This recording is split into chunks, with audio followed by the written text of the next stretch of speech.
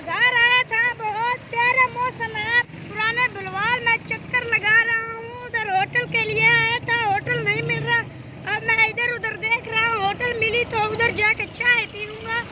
और हमारा आज का व्लॉग बहुत मज़ेदार होने वाला है। चैनल जो मेरे चैनल पे नहीं है, चैनल व्लॉग स्टार्ट करने से पहले मैं चैनल सब्सक्राइब कर दी। आज उर्दू में व्लॉग बनाऊँगा।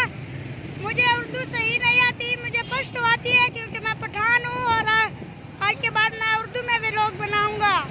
मेरा व्लॉग देख रहे हैं, चैनल मेरे सब्सक्राइब करते नहीं है। व्लॉग स्टार्ट करने से पहले मेरे चैनल सब्सक्राइब करो।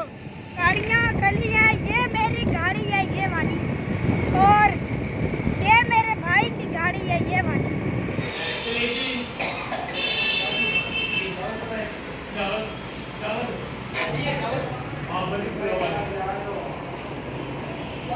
आगे सीधा चले जाए।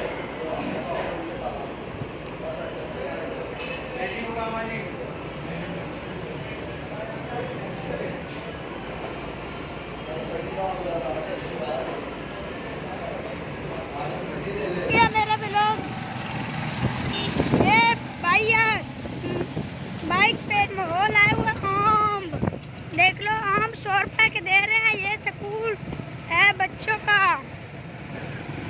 और ये रिक्शा भैया का जा रहा है। ये गोश्त टंगा हुआ है, ये क्रेन है, देख लो।